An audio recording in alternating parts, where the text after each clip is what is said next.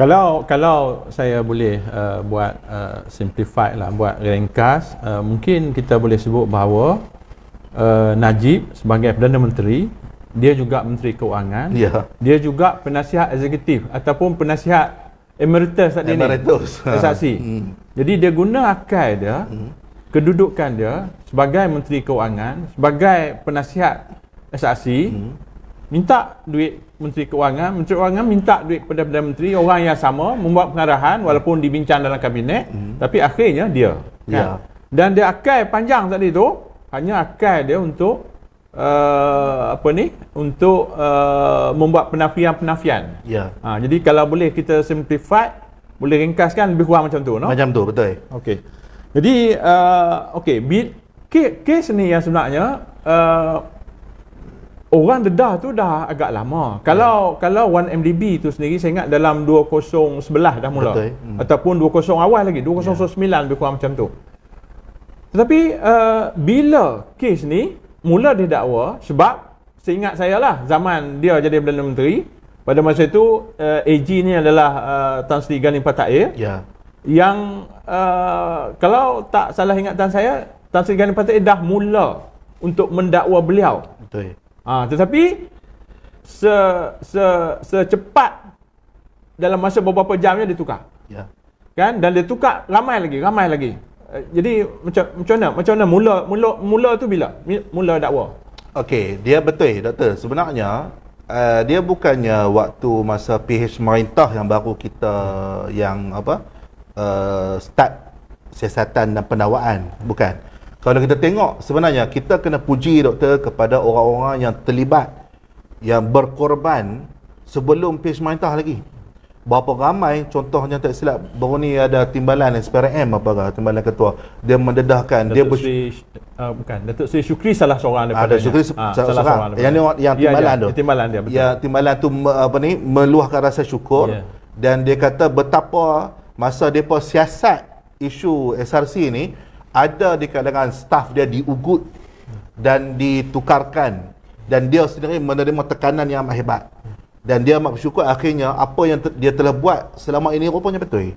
Dan bukannya dia buat tu dalam keadaan benda yang dia reka-reka. Itu yang pertama. Yang keduanya, bila Datuk sebut tadi Tan Sri Gani, dia sebenarnya benda ni disahkan sendiri oleh bekas-bekas menteri zaman PH dulu pun. Mereka ada biasa tanya kepada Tan Sri Gani sendiri, dan Tan Sri Gani mengesahkan memang dia sebenarnya telah pun memulakan untuk pendakwaan isu ini.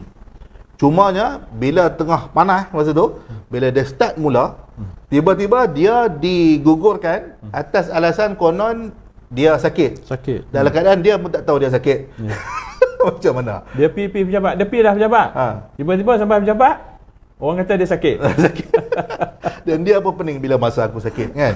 Jadi sebenarnya benda, dan akhirnya dia diganti dengan peguam negara yang lain, di mana peguam negara yang lain itu pun akhirnya tidak pun membawa kes ini ke hadapan. Jadi sebenarnya kes ni bukan nak kata zaman PH saja. PH ni hanya meneruskan apa yang telah pengorbanan yang telah dilakukan oleh penjawat awam dan juga para penyiasat SPRM sebelum ini. Dan ini adalah salah satu daripada usaha kita. Orang kata ini sebenarnya adalah political will lah.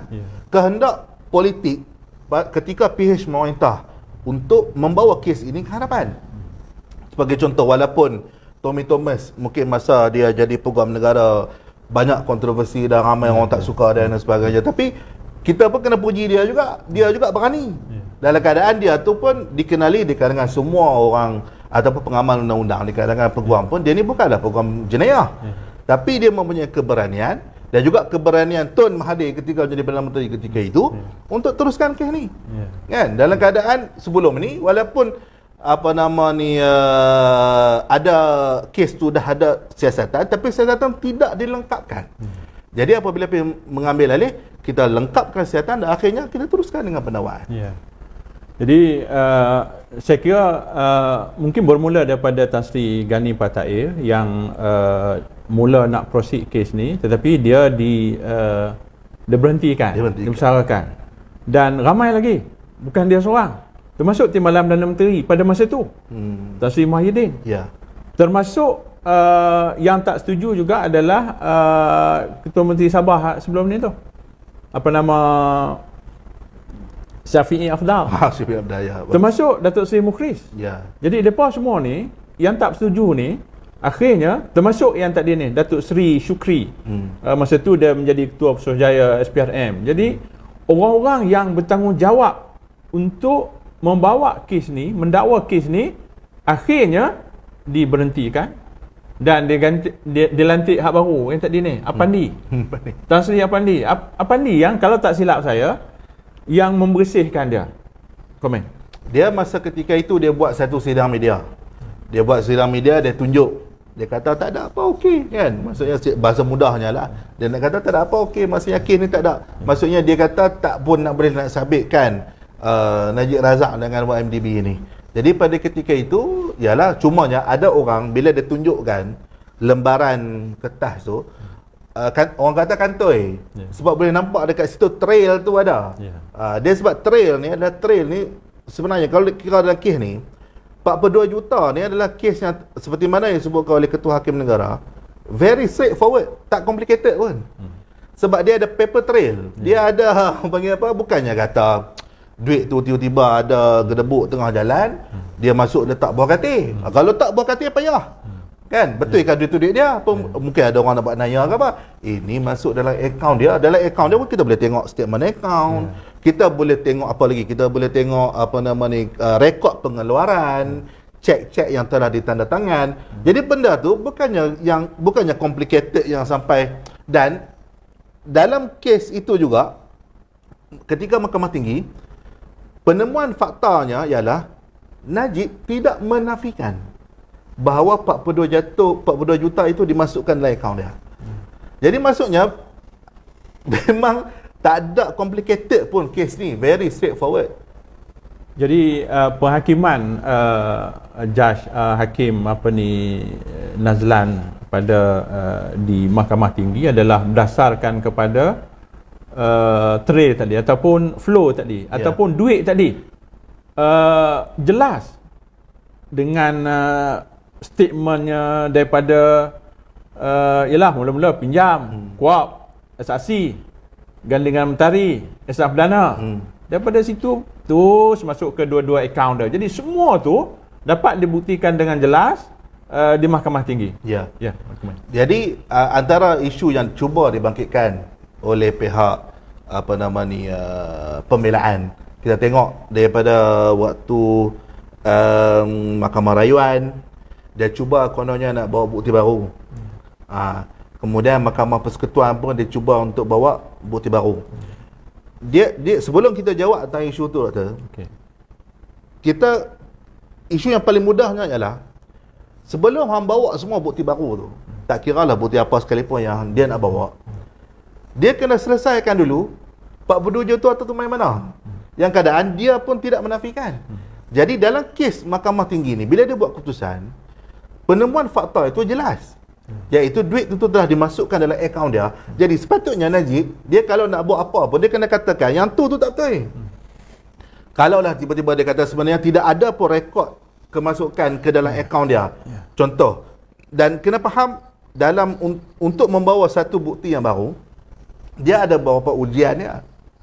Ujian yang pertama ialah dia kena pastikan bahawa ketika pembicaraan di Mahkamah Tinggi waktu depan Datuk Nazlan, bukti itu kenalah dibuktikan bahawa sebenarnya tidak ada.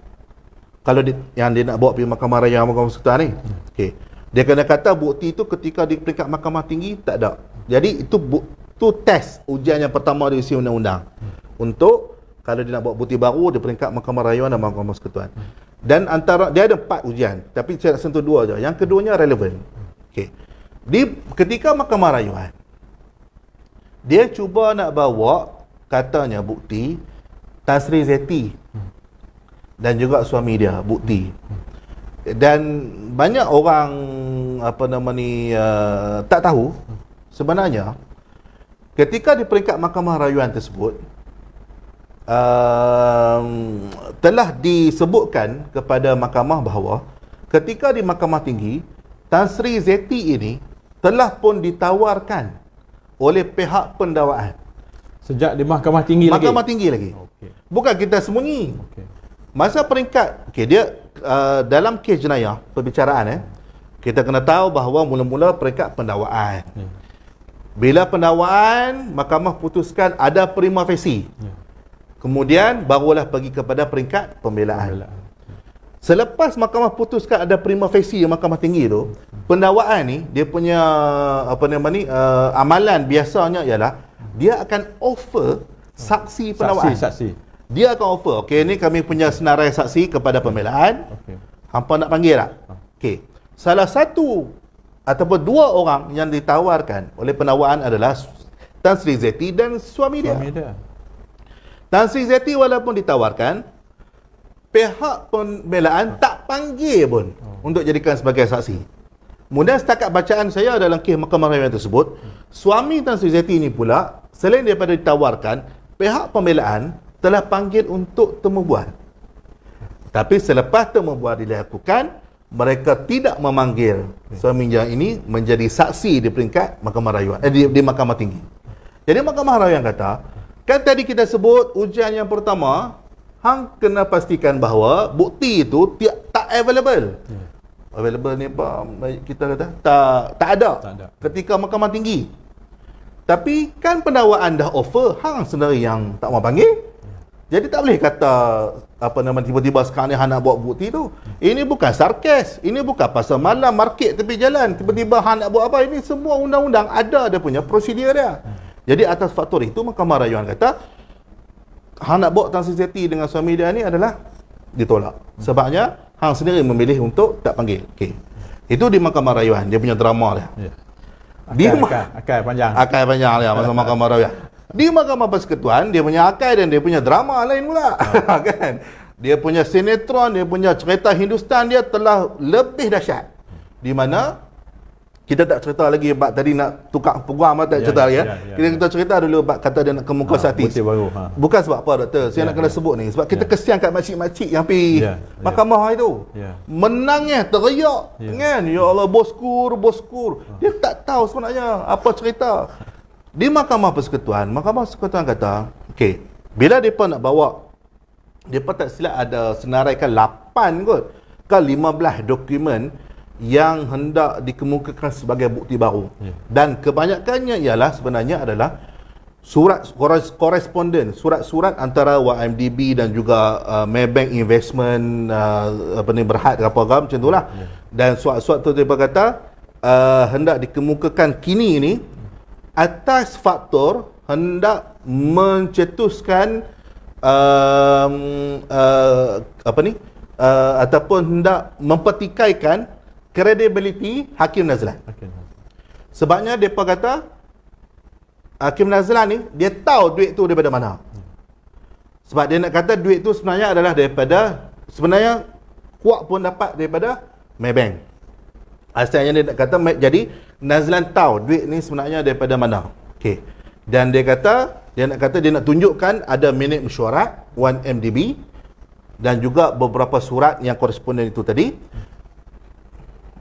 Ketua Hakim kata, Tunku Maimun kata, Yang Arif kata, ya hampa nak cerita bab Nazlan dengan Maybank ni, dia kata, bahasa kita lah kan, Datuk Nazlan ni, dia kata, adalah sebenarnya ia merupakan satu open secret. Dia merupakan satu benda yang bukannya rahsia dan semua orang tahu sebenarnya. Datuk Nazlan ni sebelum ni memang jaga Maybank. Bila Hakim sebut open secret ni, maksudnya masa bicara di Mahkamah Tinggi tu sendiri pun pihak pembelaan pun dah tahu dah latar belakang Hakim Nazlan ni apa. Tapi masa tu tak ada pun nak sebut, kata Arif tak boleh, Arif kena tak boleh terlibat sebabnya Arif dulu Maybank dan sebagainya kan. Jadi bukannya kata benda tu benda baru. Itu yang saya nak cerita tadi tu faktor pertama tu, dia tak boleh, bukannya dia kena buktikan bukti itu tak ada masa peringkat perbicaraan Mahkamah Tinggi. Jadi dia berkata mampu dah tahu dah dia ni. Dan yang kedua, mahkamah nak kata dari mana sumber kewangan itu? Nak mai 4 bilion ke? 22 juta ke? Mai mana asalnya duit itu tidak relevan. Yang pentingnya Bila hampa dapat duit tu dimasukkan ke dalam akaun Najib. Jadi daripada mana duit itu datang sebelum itu sudah tidak lagi relevan. Sebab dalam kes melibatkan amla, orang panggil penggubahan wang haram ni, dari mana duit itu datang itu tidak lagi relevan. Yang pentingnya duit itu telah masuk dalam akaun Najib. Jadi atas faktor itu hakim kata, sebab itu dia pergi juga kepada isu relevan. Dia kata dokumen-dokumen ni dah sudah tidak lagi relevan. Sebabnya benda tu okey, ni cerita bab kenai hakim ni tu. Kalau di kalangan pengamal undang-undang dah menjadi satu bualan di kalangan mana-mana peguam. Bila kita dapat satu kes di hadapan satu hakim, katalah hakim tu hakim baru, kita akan hakim ni main daripada mana? Kan? Mungkin dia ni sebenarnya dulu adalah seorang peguam. Dia mungkin sebelum ni adalah terlibat dalam sebagai penasihat undang-undang di mana-mana syarikat korporat. Jadi benda tu sebenarnya sudah jadi common di kalangan peguam. Sebab apa? Sebabnya sebagai seorang peguam, bila kita nak buat satu kes tu, memang dia jadi satu lumrah di kalangan peguam. We must know our judge. Kan? Maksudnya kita kena hakim kita. Sebab setiap hakim dia ada style yang berbeza. Bukan sebab kita nak tahu tu supaya kita senang nak rasuah ke apa. Bukan tu maksud saya. Maksudnya ialah bila kita kena hakim, kita tahu dia cenderung cara kes itu berjalan macam mana. Dia mungkin sebelum ni macam tadi saya sebut, macam Tommy Thomas, dia tak pernah buat jenayah. Jadi kita kena tahu dia biasa dah berjenayah. Jadi kita kena explain lebih ke. Bila kes itu mungkin kita rasa kita perlu explain lebih masa kita buat kes itu. Jadi masa kes itu mula-mula berjalan depan Datuk Nazan, takkanlah di kalangan peguam pembelaan ni dia tak tanya. Dan takkan dia pun macam tak rasa untuk siasat siapa hakim kita ni. Jadi atas faktor itu saya rasa sebenarnya alasan-alasan yang diberikan oleh pihak pembelaan untuk mengeluarkan ataupun untuk mengemukakan bukti baru ni sebenarnya adalah satu helah semata-mata bagi menangguh-nangguhkan perbicaraan. Wallahualam. Okey.